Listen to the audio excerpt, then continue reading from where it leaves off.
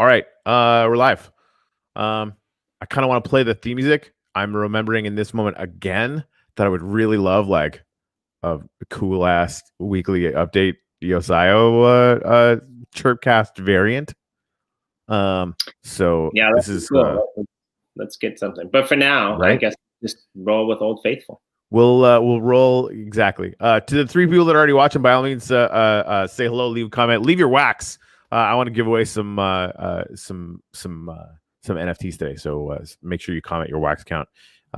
And yeah, let's rock and roll. Welcome to EOSIO Weekly Update.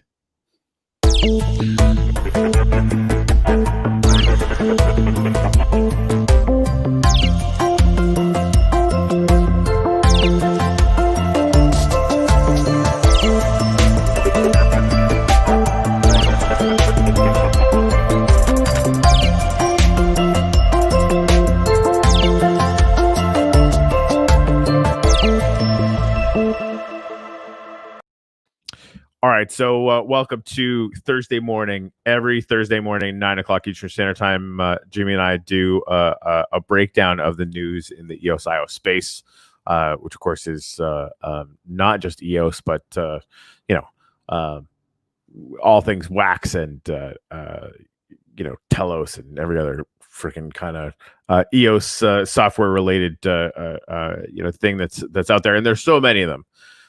Which of course is now including a bunch of things from the NFT space on Wax and elsewhere, and just all sorts of really cool stuff. So welcome. We want to go over some headlines.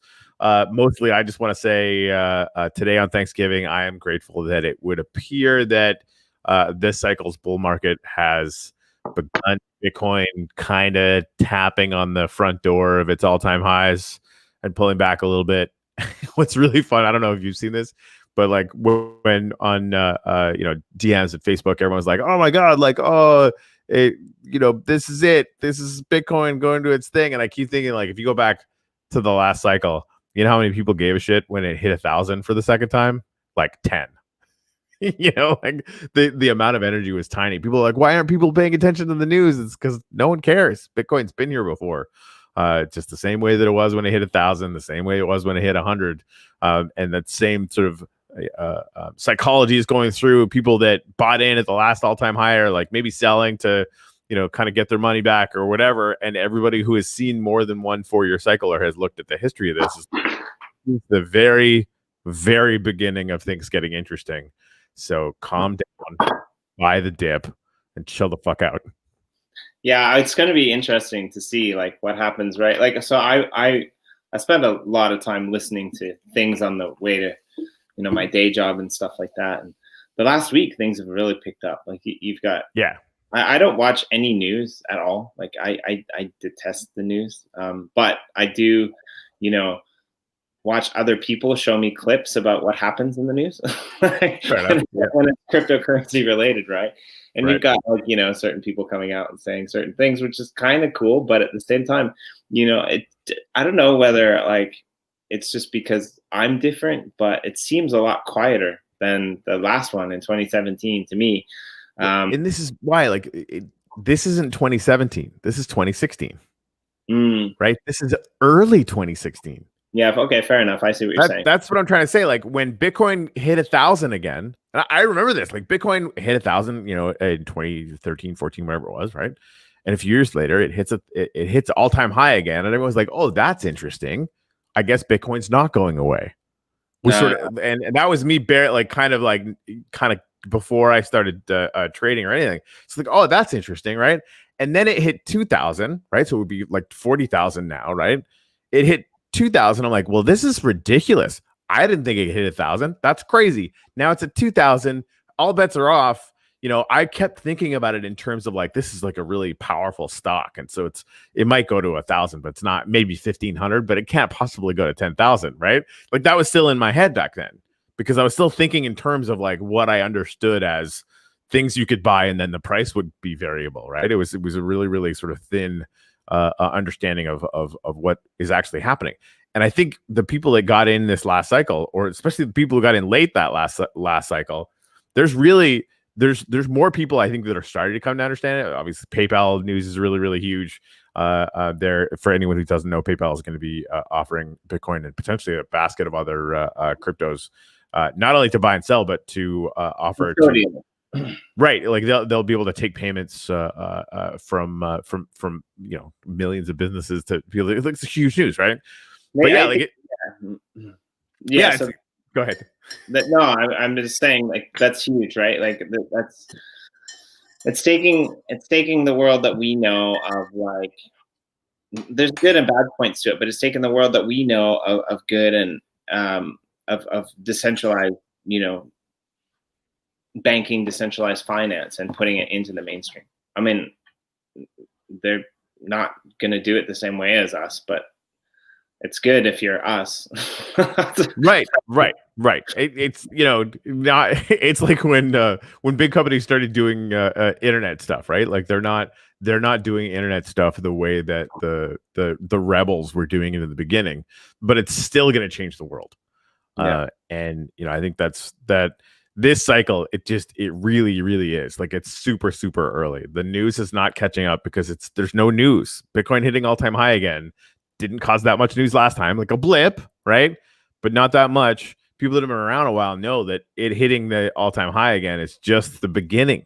That's literally like now the run starts. We hit 1,000, 1,500. There's probably going to be another, like there was last time. There was like a good 30% drop, which is fantastic. Like, wait for that. Save up your ducats, assuming that happens, because it might not. Like, right? Like, it might never go under 20,000 again after it goes over it. We don't know, right? Because there's no firm rules to any of this. But yeah, I mean, this is the very, very, very beginning. Once Bitcoin hits 40,000, that's when you're going to see, or even 30, the news is going to be like, oh my God, this is happening again. Then everything's going to be crazy, right? Because then it has to break this paradigm. It's still kind of within the same range, right? If it does another 100% in a year, that's where everybody on Wall Street is like, that's not possible, blah, blah, blah, blah, blah. And then it goes through the whole hype cycle again and, gets irrationally high. And hopefully that's when everyone who is smart is starting to shift into other things as opposed to buying at 19,000, like I told everyone not to last time. Yeah. So many people did. Oh my God. Well, you have to learn, right? Like, yeah. It's interesting because, like, I looked at my,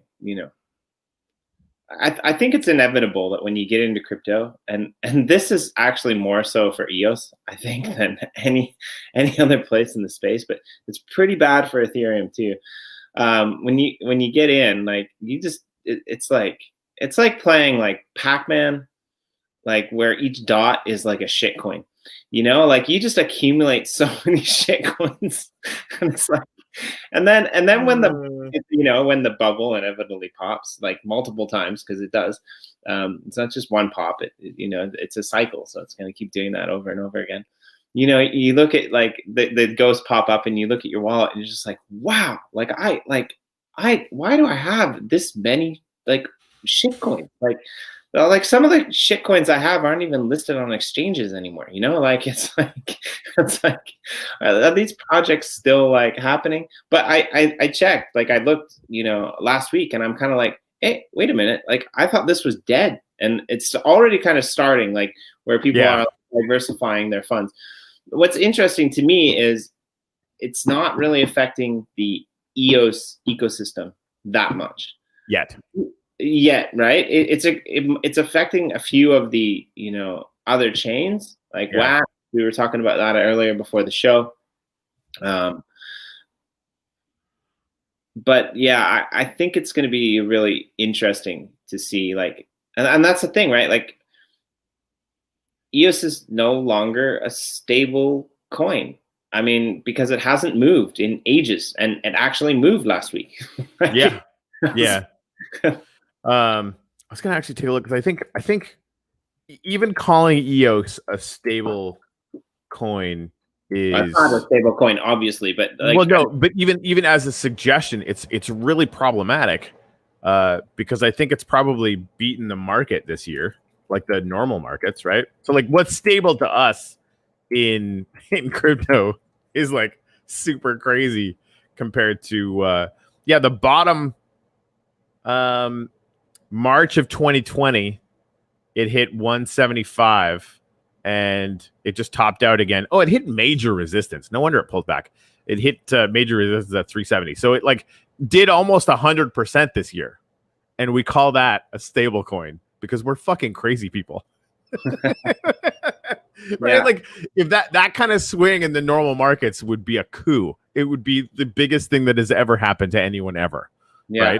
Right. And we're like, no, it's fucking stable coin. Fuck this shit. But I got ruined too. My first trade, I did 700% in crypto and ruined me forever. And now, like if you don't have the capacity to do a 50 to 100% short-term move, I'm not interested in you. But just people need to understand that's crazy. That makes sense in the crypto space. It doesn't make sense anywhere else. And anyway, little caveat. Although to be honest, like recently, it's starting to make sense in the regular space. Yeah. I mean, if you're buying Tesla. I mean, yeah. So I this is the OSIO weekly, but let's make it, other things sometimes too. Like that's what's crazy about it, right? There is no way to gauge normal markets right now. With money just flowing into these markets, with stimulus just flowing into these markets, and companies and projects being hyped, like 2-3 years ago, it was kind of like if you didn't trade regular stuff, but then you came in and you traded crypto, you could probably do okay, right? But the people who traded regular stuff, they did better than the people who were just throwing darts at a dartboard full of balloons, My favorite thing about 2016, 2017, like I had just come off 2 years of training how to trade Forex, right? So I was loving the charts. The charts are still super reactive, and you can get statistical edges off them relatively well. Like buy zones and sell zones are still really active or reactive, so they're good trading zones. But you could actually throw darts at the market in 2017 to make money, which is why you saw a lot of people towards the end of the market think they were gods when in fact they were just lucky, right? Like Bitcoin going up the way Bitcoin goes up, and it being such a massive whale reserve currency for the space, it's going to lift all boats to a certain extent, right? And wherever sort of energy and attention goes, you're going to see spikes. But again, like that's we're all just waiting for the next rug pull, and it's going to happen because that's like it's not a bubble in the same way that the .com bubble happened and then kind of came back or whatever, right? We're all slaved and attached to the 4-year Bitcoin cycle, which is all about basic supply and demand economics. And it's until Bitcoin isn't 60% of the market, I think we're just going to be stuck on that cycle. And if you know how to play the cycle, like get a surfboard, ride the wave, because it's coming. Yeah, until it doesn't. Right. That's a really, really good caveat, because we never know, right? Like just history is educational, but it's not in any way, shape, or form certain. Just because I think a safe bet, caveat, blah blah blah. This isn't financial advice. Just kidding. It totally is, but consider the source. I'm a guitar player. As long as Bitcoin is anywhere near 30 to 50% of the market cap of the crypto space, the cycles will be entirely dependent on Bitcoin. Yeah, I think they're going to get longer, and they're going to get a little bit more watered down. But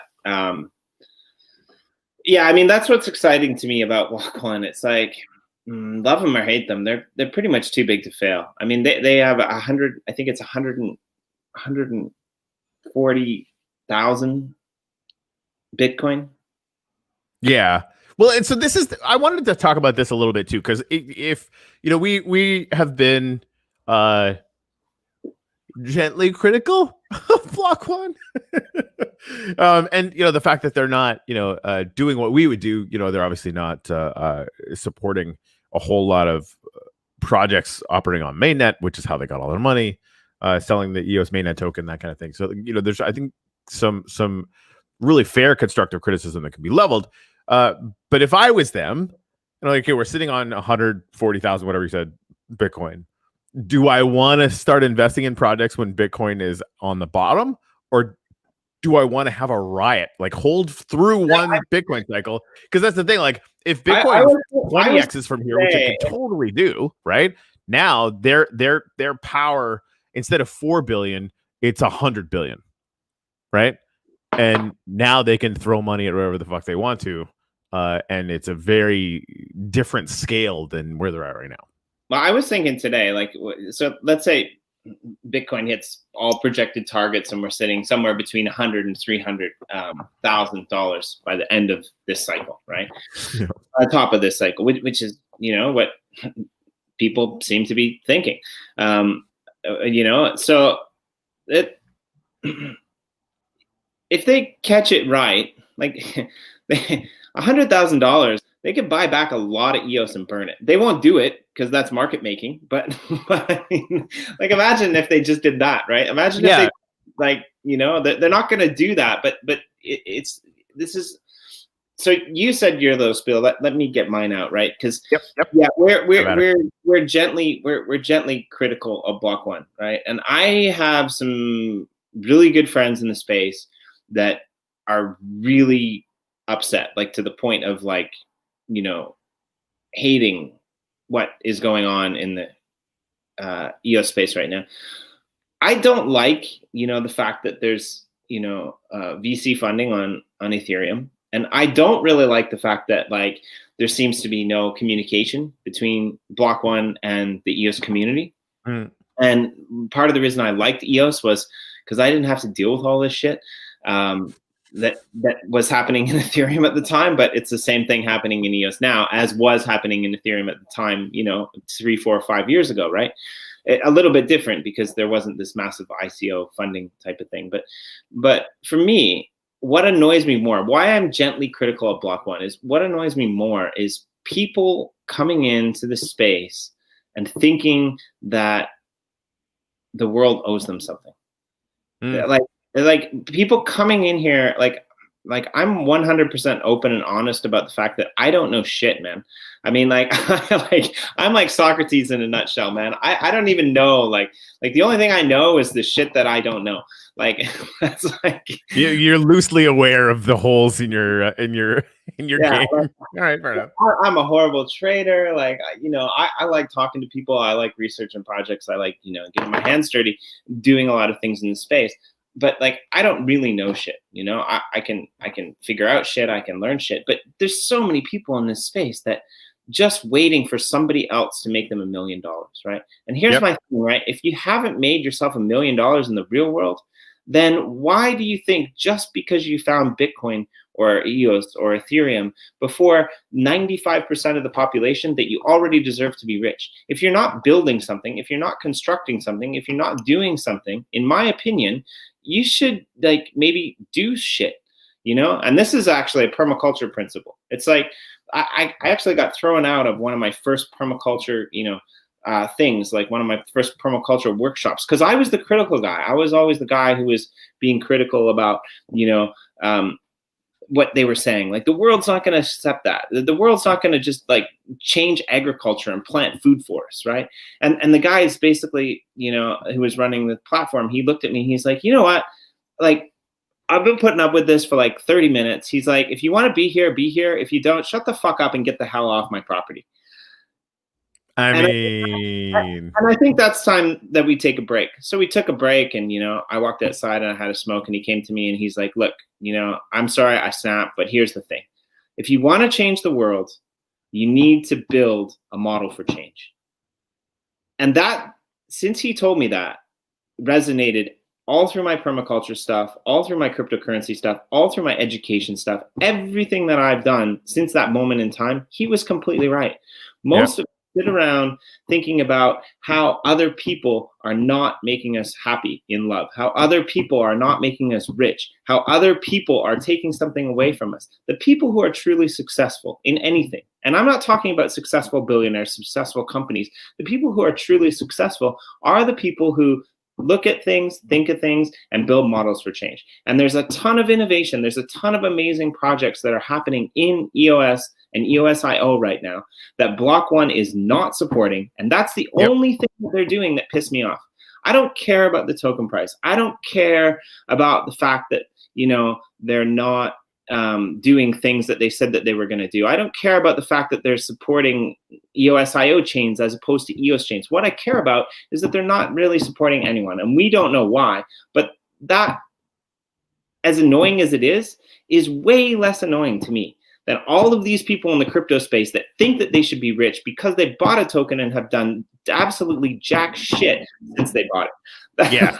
Sorry. Yeah, no, I think that's entirely fair, right? And say the market as a whole has trained some people to, like, you know, buy token and suddenly you have 10x more fucking USD value, and that makes people lazy, frankly, right? And again, the people that have been working, whether it's in the EOS IO space or anywhere in crypto, frankly, you know, over the last 2.5 years since the market crash. I mean, that's like when the market cycle ended this last time, right? Like, I made a little bit of money trading, more than I had ever made in Forex, obviously, because again, like, I'm okay at it, but you could throw darts at the market and make money, which is, you know, really, really fun. But I wanted to meet the people that were going to be doing the work through the downtime, because that's when you find out who are the builders, who are the people that are actually going to make this thing work. And that's, you know, and I tell everyone this: if you're holding an EOS bag and you don't like the price action, fucking sell it. There's so many things that you can go out there and buy that have, you know, just as much, if not more, of a chance of succeeding and creating some value for you, right? Just don't, you know, being a giant bag holder and being a maxi about any one of these projects, it's just stupid. It's really dumb, because we don't know anything about how this is going to go. One of the things that you said that really cropped out at me, Jimmy, is, you know, you're holding all these altcoins and like maybe some of them will pop and maybe some of them won't. If you're investing in the startup space in Silicon Valley, you're in a minimum of 50 projects, or you're an idiot, right? Because most of them are going to fail. The vast majority of them are going to fail. It's no different in crypto, only it might be a little bit faster in crypto, right? Like, instead of being in 50, you might want to be in 100. And you might make money on a few of them or whatever. But the whole idea is everybody in this space is throwing spaghetti at the wall to see what sticks. And some of them are really good and some of them aren't, and you don't really necessarily know, right? And that's just part of it. And that's okay. That's good, right? That's like, you know, we have not been able to take part in the startup culture in Silicon Valley, because unless you have $250,000, they won't fucking talk to you. Yeah. Right. Like, they're literally not allowed to take anybody's money unless you're an accredited investor, which until recently meant that you had $250,000 liquid in a bank account. Now with crypto, anybody's involved. But to your point, you can see kind of why, because the amount of whining and bitching that goes on from people that have no fucking idea what they're doing, right? It can be a lot. Even, you know, in the NFT space, like, we do a lot of giveaways. Thank you, Monohar, for throwing your wax account. I'm going to drop you a little NFT present after the show here. But we do lots of giveaways, right? Letting people know about the uplift thing, and you know, obviously I'm going to be giving away some coins for Chirp. Welcome to the ChirpCast. We got tons of shit going on in that space that I should get to as an update of what we're doing there. But people even get trained and start getting whiny about that, right? Like, if somebody complains to Anders, any observation, right? It was a conversation that we were having on one of our private channels about the fact that he, like, felt bad, but he had to tell people, like, please don't whine at me for not giving you stuff, like, when I'm giving people stuff all the time, right? Like, he's maybe the nicest guy who's ever lived. And like, if you're whining at that guy, you need to reevaluate your fucking life. And, you know, and he even felt bad at, like, having to, like, just say, hey, like, you know, you can't necessarily just be super demanding. But that's kind of where people are at. And so well, that's the thing. Yeah, we're really spoiled in this space, and especially in the EOS space. And we're gonna actually have to welcome our guest in a minute. Oh yeah, look at that.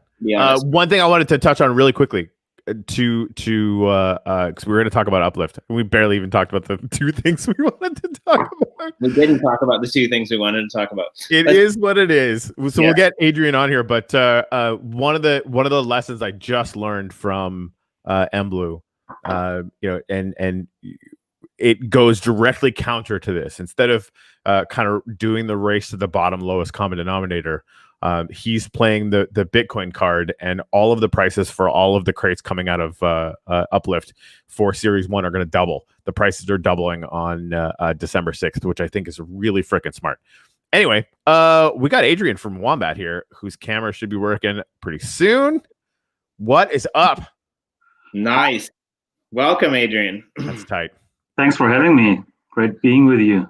Yeah, well, thanks for, we just went through a 30-minute rant about, you know, everything that's we think. But anyway, it's good to have you here because we were just talking about we were just talking about a couple of things. We were talking about people who are coming into the space and complaining, especially recently in EOS that EOS token price is dead and EOS Block One's not doing what they wanted to do, and all of this stuff that you normally see in the community. But that's not why we're here with you today. The only reason I brought that up was to get you up to speed. But I also wanted to say, I had just said something about builders in the space. And here's my thing with EOS. This is what I think, and this is why I've always liked you guys and what you guys do. The thing with EOS is, I think with what you guys have done with Wombat, and if people don't know what Wombat is a wallet where you don't actually have to purchase any EOS to start an account, which was revolutionary. You guys were the first guys to do that. Do you want to maybe explain just a basic backdrop about why you came up with that idea, how you came up with that idea, and just how you started Wombat Wallet? Yeah, sure. It's actually a good start to start with kind of all the rants that are going around the EOS space right now, right? So we originally founded our company back in 2018, early 2018, as a consulting company, and we were looking around kind of where the industries would be that would adopt blockchain the first, right? And we realized that, okay, gaming has a really good shot at that. And then we started looking around kind of where the games are and which blockchains the games are building on. And back in 2018, obviously, Ethereum 2.0 was far away. EOS had just launched. And suddenly there were a couple of games coming up on EOS, and EOS from UX perspective felt really great, right? So you kind of had this instant transaction confirmation thing. It feels like really instant. You don't have these round trip times.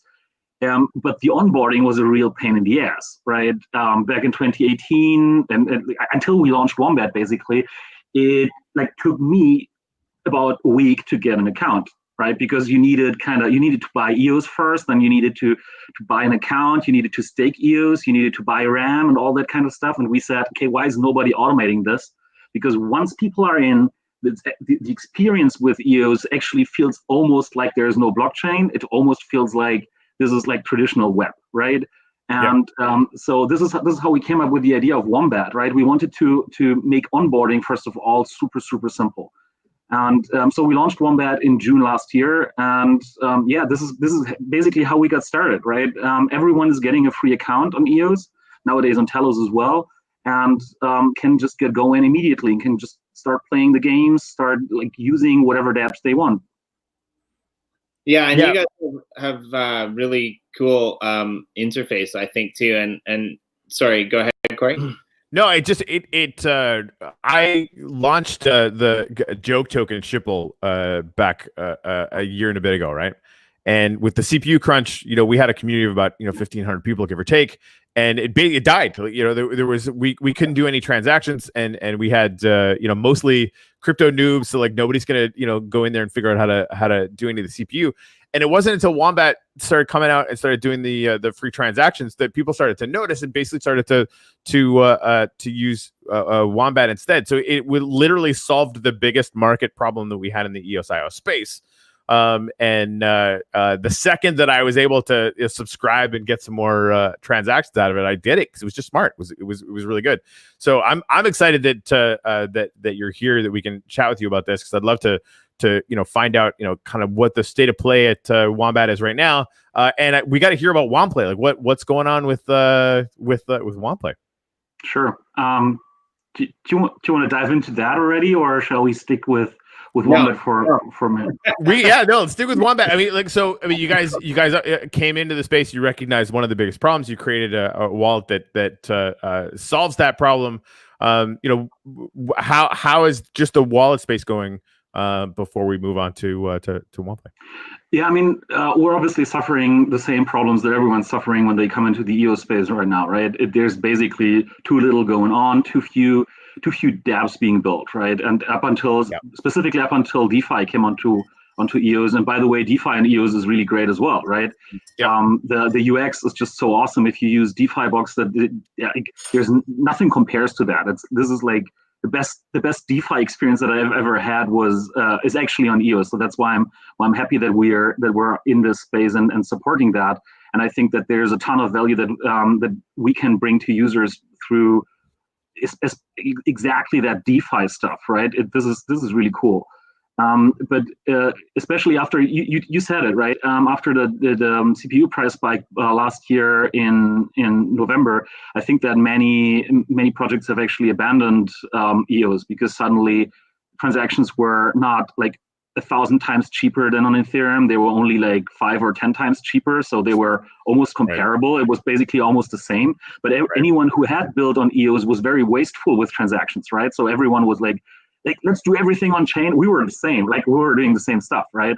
And suddenly you couldn't afford that anymore, and everyone was really disappointed with how like the direction that EOS had suddenly taken. And now it's been almost a year, and the ADOS airdrop is almost over now, and but all the projects are like, or many of the projects are now gone, right? And that's a real issue. So yeah, I think that this is what we need in the EOS space, basically more people just building dApps and building stuff that people just want to use, right? That doesn't have to be like anything revolutionary. It's just more of the stuff that works, right? Simple games, small games, a lot of games, right? Or cool dApps. I mean, like Chirp, for instance, obviously, and like these kinds of like small things that everyone just want to use. And I mean, we don't have a problem onboarding users onto EOS anymore, right? This is like from our perspective, this is solved. Right now we're producing on a weekly basis. We're basically producing about 50 to 60% of the new accounts on the EOS mainnet. Wow. Right? Google Cloud have created their account with us, which was quite funny. So the block producer account of Google Cloud is made with Wombat. That's some bragging rights right there. Wait a minute. So you are the custodial wallet exchange for 3 months, because I think if my number is correct, if you have a Wombat account for 3 months, then after you get the private keys turned over to you, right? Is that correct? 3 months? That's with the subscription. We have that Prime subscription, but if you have that, then after 3 months you get it free. Yeah. Or you can just pay for the account if you want to have your own private key. Or you can just never pay, and you can always have a custodial account, which for me is brilliant. But can I just say, like, you're the custodial account for Google Cloud. That's well done. That's great. Yeah. I mean, we're not in that sense custodial, right? Because we don't hold your private key. We basically just back it up for you, and that basically counts for everyone. But you just can't download it in clear text, because obviously there's once you offer free EOS accounts, there's a ton of people who are trying to exploit that and create like thousands of accounts. So we're obviously like, we would be happier if we could just offer it to everyone for free entirely, right? But there's always this kind of problem that you'll immediately have tens of thousands of people to create like free accounts, sell the RAM, whatever, right? That's clear. Right. Yeah, we just started, and it was kind of always our plan to do this, but we launched Social Minds on Chirp, right? So the Telos channel, the Boy channel, Atmos, and Pummel now, you can post in those channels and automatically get like a blockchain transaction straight to your wallet. So that's sort of like the direction that Chirp is going, right? And if you are a tokenized project that's listening to this and you actually want your own channel that is incentivizing that for your users, at me, we'll make that happen. But the reason we thought of that right now is just the spam ridiculousness that we're having to deal with. And we knew it was going to happen, but we wanted to see what happened if we just sort of ripped the bandage off. Is pretty intense. So we're having to hot swap some fixes this week to account for that. So I mean, we need to figure out how to be able to provide as much value for as many people as humanly possible, but have it be high quality. So you're not having people come in and just game the situation for as much as they possibly can and kind of ruining it for everyone. Yeah. And I mean, go ahead. Yeah. I mean, multi-counting and Sybil attacks are kind of natural thing to happen in permissionless networks, right? That's kind of obvious. If there's any value you can have from having another account, and you don't have to pay or you don't have to ask anybody, then you'll just get as many accounts as you can, right? Right. That's kind of normal. So all the protocols and all the apps designed on these permissionless protocols, they actually have to take care of that themselves. This is like pretty hard, right? If like you have like each dApp has to take care of that whenever they're giving out value to kind of each account, right? That's kind of harsh. But this is the way it is. This is the way it is with blockchain in general. It's just that, yeah, EOS is specifically kind of vulnerable for that because because transactions are like almost for free, right? And you can always gain something. So that's why I think many airdrops have like launched on EOS because it felt like it's super cheap, and they realized it's actually not that cheap because of the RAM, and then a lot of multi-counters and so on came up, but whatever, that's the way it goes. But so with EOS and the onboarding, I think that this is pretty much kind of solved because like we can easily onboard pretty much anyone, right? And the more they have to offer them, the more likely they're about to stick around. And so that's what we want. We basically just need more cool dApps built on EOS. Yeah, and I remember just off the back of that, when you guys kind of first came out was shortly after, I got into the EOS space. It was shortly after everyone got into the EOS space, but a lot of these wallets, they were giving people, credits essentially to be able to create a free account. A lot of these other wallets in the space, or a lot of these dApps had like they would send you to another Telegram channel to hook up with this wallet, and then this wallet would send you to this other channel to fill out this form, and then they would send you somewhere else to like get the EOS that you needed to like open the account. And I was just like, this is absolutely crazy, right? And then all of a sudden, some of these projects, they were like, oh yeah, we're not giving away free accounts anymore because we're getting scammers. And then Wombat came out like at the perfect timing, and I thought that's just brilliant, because with Wombat, basically it's a social login. You can sign up with, I think it's Google. You have a couple other Twitter, Facebook, Apple. Yeah, and I mean that's just brilliant, right? And that, I think, is what I think that's where the EOS blockchain will shine, right? Sorry, I'm trying to sort through all the rants I had in my head, but getting rid of those. Let's create some positivity here, right? Yeah, right. No.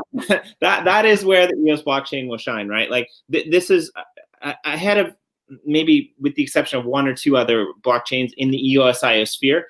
The EOS blockchain is the longest running. It's the hardcore blockchain with the most development, the most projects. If we can have an easy onboard solution like what Wombat provides, this is where it will shine above all other chains out there. Because let's face it, who in their right mind is going to, from the real world, the world of people who shop at department stores and go to supermarkets every day with their 5 kids screaming, who has time to sit down and figure out what the hell an Ethereum address is, or how the heck to open a Bitcoin wallet and save your own private keys? I think this is where, EOS will, in my opinion, take the cake. It might not be tomorrow. It might not be a week from now. It might not even be a year from now. But with the connections that, come with EOS and with the advances in technology such as what you guys have made, I think that's what's going to be huge. And like you said, the people who are going to come to blockchain eventually are going to be the people who get paid for gaming. They're going to get paid for their art. They're going to get paid for all of these other things. You and I had a little correspondence earlier before this show, and you said something that I thought was really cool. If I can just find it, the best way to get people in is to show them that it's not really that difficult, and you're going to give them some kind of reward. I paraphrased a little bit, but yeah, you know what I mean, right? That. Yeah. So, and I think that's what OnePlay is. If you want to dive into that a little bit. Exactly. This is pretty much the whole idea behind OnePlay, right? So what we want to do with OnePlay, or what we're now doing with OnePlay, what we've been doing for almost 3 months now, is that we reward people for playing games, and we reward them with EOS tokens, right? So the whole idea behind that is, okay, people love playing games, and obviously they would prefer to be paid for something they love doing anyway, right?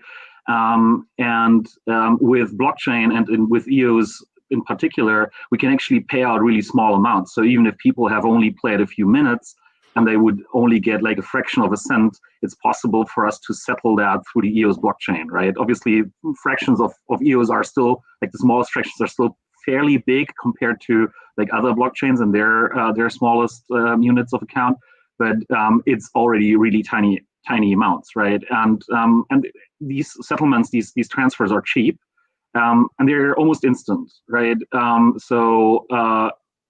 That's what's really cool about OnePlay is that unlike other play to earn platforms, you don't need to like collect tens of thousands of points and play 35 hours straight to actually like then be able to collect your $1 Amazon voucher or whatever, right? You get paid in almost hard cash, and to me, EOS is like pretty much as good as USD or Euro or whatever, right?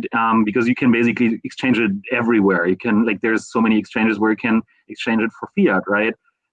So that's how we constructed OnePlay. And the cool thing about this is it's not just blockchain games, right? We're obviously in blockchain gaming, and we love blockchain games.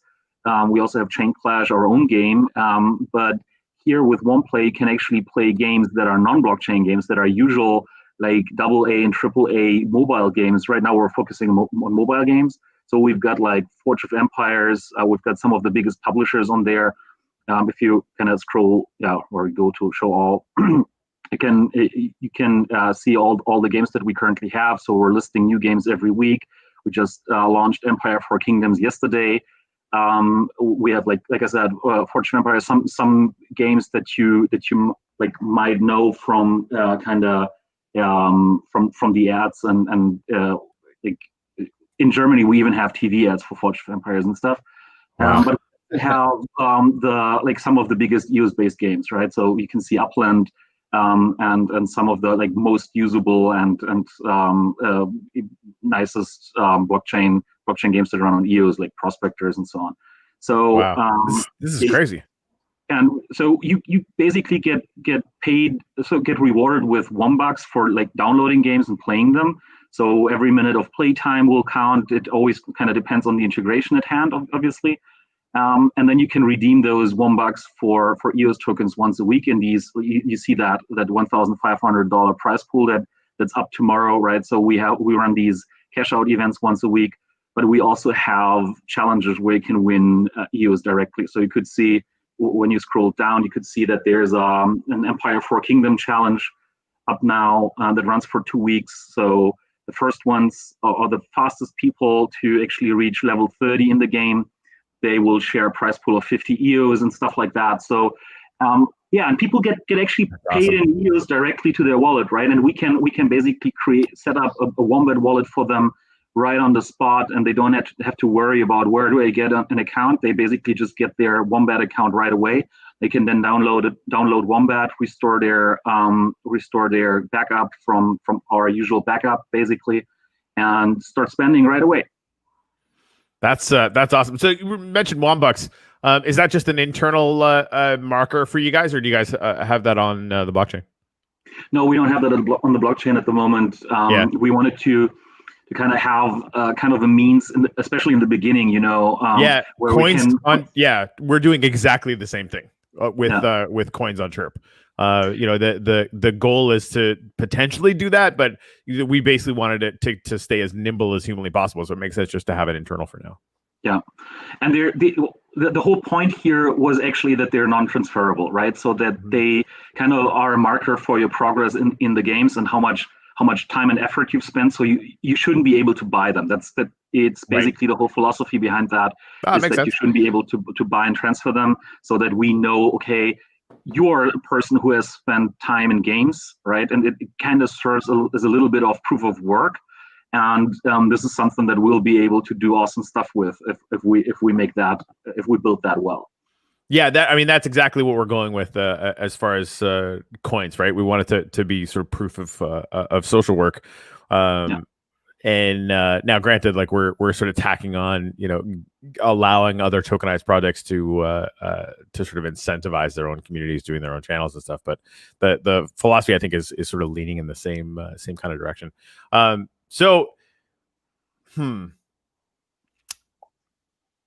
Jamie, do you have anything going on? I have like a question that is half formed in my brain, and I want to. Yeah, I got a question. So I just to clarify, you said that you can play games that aren't necessarily on the EOS blockchain, as long as you go through. So you create the Wombat, account. You go through the Wombat portal, which is really easy. You play the game, and even if the game is not on the EOS blockchain, even if the game is not a blockchain game, you can still collect rewards from that game.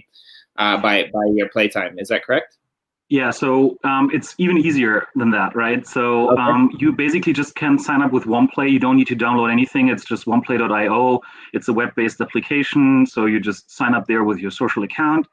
You don't need to create your EOS account at that point. You can just first play. You only need your EOS account once you want to receive EOS, right? And this is all non-custodial, right? So we're not keeping any of the EOS, and you can then cash it out. But you actually, the minute we pay it to you, we send it to you, it's yours, right? And all you need to do is then download the Wombat app. It's on iOS and Android and Chrome. And then you restore your account that we've created through OnePlay through the backup, which uses a Google Drive or Dropbox. And off you go. You don't need to create your account later on, right? It's part of the process to actually get your account and then restore it as soon as you want to kind of do something with your EOS that you've earned, right? So it's kind of a smooth, like we wanted to make the funnel as smooth as possible, especially for people who are not acquainted with blockchain. And I mean, we're not 100% there yet, obviously, but it's getting pretty close. Yeah, okay. I didn't realize. Sorry. No, go ahead, Jimmy. I didn't realize that it was that easy. That's really cool. So, but the lead into that, I had one more question then, is does that mean that like at present or in the future, will you offer games that might be built on other blockchain platforms? I mean, for us, all we need basically in order to reward people for playing is some kind of attribution, right? So we need to know that a certain user has done X, Y, or Z in the game, right? And with many of the mainstream games, that's very easy to achieve because they use attribution networks, right? So if someone has downloaded, let's say, Forge of Empires or Empire of Four Kingdoms through OnePlay, then we can see that and we can reward them for that. And we can reward them for reaching certain milestones in the game. And for some games, for instance, that's also playtime, right? Which is really cool. And with blockchain games, it's the same, right? With the EOS-based games, we basically know which account you're playing with, so we can look up your activity on the blockchain, right? So that's pretty cool. And now, if we were to look into other games, and I mean, you maybe know that we've integrated with Splinterlands recently, like a couple of months ago, and they built an EOS integration specifically to integrate with Wombat, right? Although the game itself runs on the Hive blockchain. Right, and that's actually pretty cool. So we could theoretically, obviously, see all the transactions as long as we have a mapping of the OnePlay user to the Splinterlands user or the Hive account, and then we would have to map the semantics of what people are doing on that blockchain to whatever kind of activity that we want to reward, and then we would pay them a few Wombats or EOS or whatever, right? And this is the way we can actually integrate with, of course, all the blockchain games, also Ethereum-based games, and still pay them EOS if we wanted to. That's awesome. That's just awesome, actually. Yeah, that's really cool. Someday we're gonna have to talk about what that might look like as far as because we consider Chirp to be a game. Like it's a social platform, but it's kind of a game. Wink, wink, nudge, nudge. We can totally onboard Chirp onto OnePlay, right? I mean, why not? Yeah, let's talk about that. That could be really interesting. I mean, Sure. Wombat is de facto the automatic crypto wallet for noobs getting on Chirp anyway. So I mean that we yell about you guys. I do. Like the Awesome. rest of the devs on the team, they don't know anyone who isn't already in the crypto space. I'm like pretty confident of that. Like maybe Kurt's mom, but I doubt it. Right. Whereas like 90% of the people that I end up talking to are like, "What's a Bitcoin?" I'm like, okay. First, get a Wombat wallet, then call me back. It's literally how that conversation goes now. So that's fun. Yeah, no, we should definitely talk about that. Sadly, I have a hard out right now because I got another call I got to do at 10. Adrian, I hope that you will come back so that we can talk way more. I had no idea how advanced Womplay is already, and we're not done talking about that. I think that where you guys are significantly farther ahead than I could have possibly guessed. And I'm really proud of what you guys are doing, and I want to talk about it more because as far as onboarding new people, if EOS mainnet is going to stand any chance of being fantastic in the future, it basically depends on you guys. I was going to say projects like you guys, but I'm like, who else would maybe? Nope, just them. Yeah, but DeFi too, right? Like that, like Box and I think the DeFi situation, compared to even Ethereum 2.0, like there's just no reason to me why mainnet or even sidechains can't take advantage of that. So, and I'm sure it'll be integrated beautifully into the Wombat wallet. So that'll be fantastic. Is there anything that you guys are working on, kind of this week or around now, unless it's just Womplay? Like, is there anything you want to make sure that you leave our community with? Well, we've been working hard on DeFi integrations, right? So we want to make it as easy as possible for people to actually be able to access DeFi. We're in close contact with most of the large DeFi projects on EOS. They're really they're going really fast. They're doing really good work there, right? That's really awesome. One of the things that we want to offer our users as well is actually being able to buy Bitcoin with EOS. That's why we're super happy with EOS Finex launching fairly recently, right? And they actually propelled the usage of PBDC on EOS, which is pretty awesome. I was actually the person opening up the liquidity pool for PBDC EOS on DeFi Box, and now it's worth 60 Bitcoin or something. This is pretty awesome, right? So we will add options to actually trade Bitcoin against EOS, and it's going to be PBDC. Obviously, it's not going to be physical Bitcoin. That is something that's super easy to do, this will probably run on top of one of the protocols, obviously, right? So we're not opening up our own liquidity pools. We'll just be utilizing whatever's there. So these are things that we want to do with Wombat, right? We want to make it super easy to also touch on DeFi and get kind of get into that rabbit hole and just check it out, right? Because it's so awesome, and it's just easy to get lost with all the stuff that's going on. So this is something that we're working on at the moment.